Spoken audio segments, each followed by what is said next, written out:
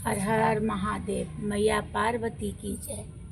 देखिए बहन, हम एक शिव चर्चा कहने जा रहे हैं और पूरा कथा सुन के और फिर हर हर महादेव बोलना है। महादेव सब पे दया करते हैं, मुझ पे दया किए, आप पे भी दया करेंगे।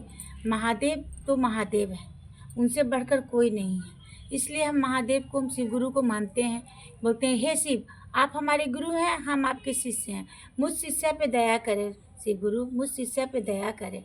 शिव गुरु सब पे दया करते हैं, हम पे दया किए, आप पे भी दया करेंगे, उन पे भी करेंगे, उन पे भी करेंगे, सब पे दया करते हैं। शिव गुरु बहुत दयालु हैं, उनसे जो भी जुड़ा है वो कभी निराश नहीं हुआ है। आदमी बोलता है दुख और सुख, जब दुख है तो सुख है, सुख है तो दुख है, दोनों तो साथ ही रहते हैं। इसलिए हम एक कथा कहते हैं, हर हर महादेव। एक गांव में एक ब्राह्मण थी, उनकी 5 बेटियां थी।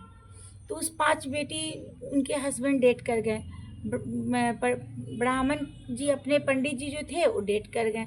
पड़ियान जी थी, पड़ियान जी जैसे पंडित जी सब जगह पूजा करते थे तो पड़ियान जी भी पूजा करती थी सबके यहाँ।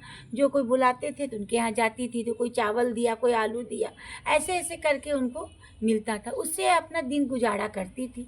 दिन गुजारा करते करते करते सब बच्चा लोग बड़े हो गए। 5 बच्ची थी, पाँचों बच्ची बड़ी हो गई।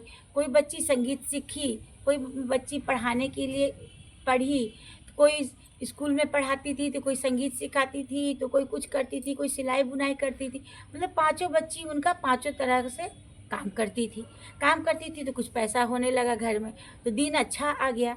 जब 5 बच्चा कमाएंगे तो दिन तो अच्छा होना ही है। तो महादेव का दया था, जो पांचों बच्ची अपने अपने काम पे लगे हुए थे। एक जो बच्ची भजन करती थी, बहुत प्यारा, रोज शाम का शाम भजन करती थी। तो उधर से एक मड़वाड़ी जाते थे, रोज उस शाम को भजन सुनते थे। कहते थे कि कौन ऐसा बच्चा है जितना सुंदर भजन गाता है, उसका हमको भजन सुनना है। तो बेचारा सोचते थे कि अगर हम इस भजन को सुनने के लिए उसके घर जाएंगे तो कोई भी लोग कुछ भी कह सकते हैं कि भाई ये बूढ़ा आदमी क्यों रोज रोज उसके घर जाता है। तो रोज 4 कदम 5 कदम आगे अपना गाड़ी ड्राइवर को रोकवाते थे और भजन सुन के ही जाते थे। एक दिन मन किया उनका कि नहीं, आज तो हम भजन सुन के उनके घर से जाएंगे। तो अपने ड्राइवर को बोले कि आप 4 कदम जैसे गाड़ी रोकते थे वैसे रुकवाएं, और गाड़ी से निकल के गए।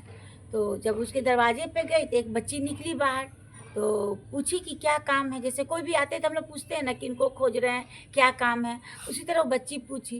बोली आपकी मम्मी है घर में?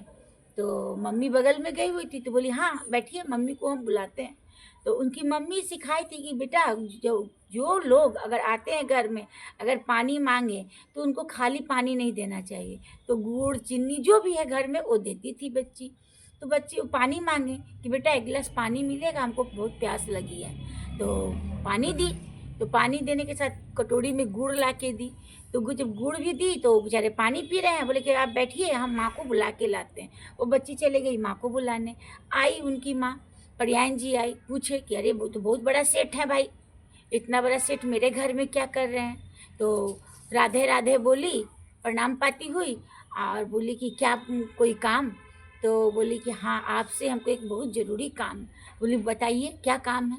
थोड़ा देर के लिए तो घबरा गई पड़ियान जी कि आखिर क्या गलती हुआ भाई हमसे, क्या बात है जो इतने बड़े मड़वाड़ी हमारे घर पे आए।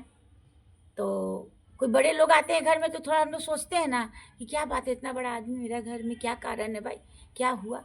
तो वही सोची वो भी। तो जब सोची तो पूछी कि क्या काम है बताइए। बोली कि हम आपकी बच्ची का हाथ मांगने आए। तो थोड़ा देर देर उसको समझ में नहीं आया कि भाई क्या क्यों बोले। तो बोली कि ऐसे कैसे, पूछी पड़ियान जी। बोली कि मेरे 5 बच्चे हैं, हम पांचों बच्ची को आपके साथ शादी करना चाहते हैं आपके घर पे। तो बोली मेरे पास तो कुछ नहीं है, आप तो बहुत धनी हैं, धनवान हैं, और हमारे पास तो कुछ भी नहीं है, हम क्या देंगे और हम कैसे क्या करेंगे, हमको तो कुछ समझ में नहीं आ रहा। आप ऐसा चीज़ बोल रहे हैं कि हम थोड़ी देर के लिए तो हमको सोचना है। बोले कि देखिए आप सोचिए और समझिए और सोच समझ के हमको बताइए। और बेचारे बोले हम फिर आएंगे आपके दरवाजे पे, आप हमको सोच के बताइएगा। तो सोची बेचारी, तो एक तो गरीब, 10 लोग का ताना सुनती थी। बाप रे, परियान जी का बेटी इतनी बड़ी बड़ी हो गई, करो बियाह शादी ना करातीन, जन्ने देखा उन्ने घूमित रहतीन, उन्ने चर्चा आई, ऊ टोला में चर्चा आई तो टोलों में चल जातीन, वहाँ चल जातीन, सब रंग का सब आदमी सब तरह का बोलता था।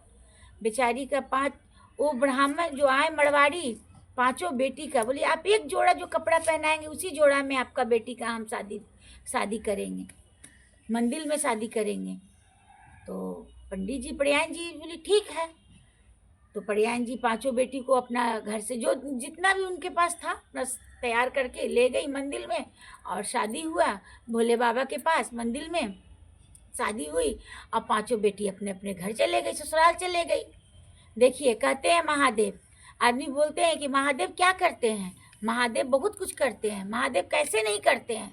महादेव अगर नहीं करेंगे तो कौन करेगा। हम आपका पावर है कि हम लोग कोई काम कर लेंगे बिना उनसे पूछे हुए, कुछ नहीं कर सकते, सब उन्हीं का रहता है, दया हुआ दिया हुआ, जो वो बोलते हैं वही होता है। महादेव का मर्जी था, अच्छे घर में उनकी बेटी चले गई। आदमी लोग बेटी से डरते हैं, बेटी से कभी नहीं डरना चाहिए, बेटी तो लक्ष्मी होती है। इसलिए महादेव से जुड़ी थी परियान जी, आज परियान जी के साथ बहुत अच्छा हुआ। उसी तरह हम लोग भी कोशिश करते हैं, हे महादेव हम आपसे जुड़े हुए हैं शिव गुरु, हम पे भी दया कीजिए, मेरे पति पे भी दया कीजिए, मेरे दोनों बच्चे पे भी दया कीजिए, नहरा ससुरा समाज में भी दया कीजिए। हर हर महादेव, मैया पार्वती की जय।